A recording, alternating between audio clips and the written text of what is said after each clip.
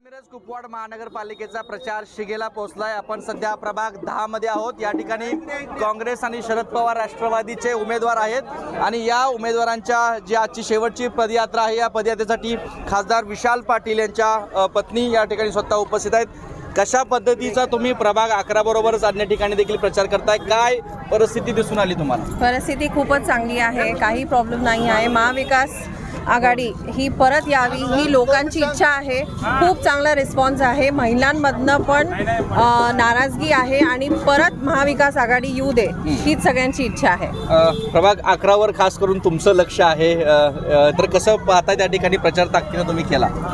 प्रचार खूप चांगला झाला।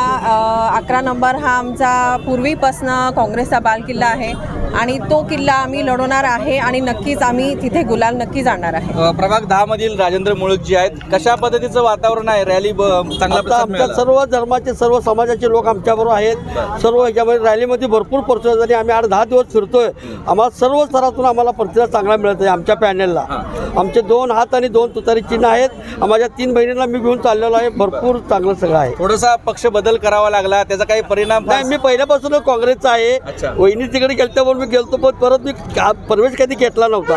पण तिने मला सांगितलं उभा राहा म्हणून मी उभा राहिलो, पण मला ओपन तिकीट मला मिळालं नाही।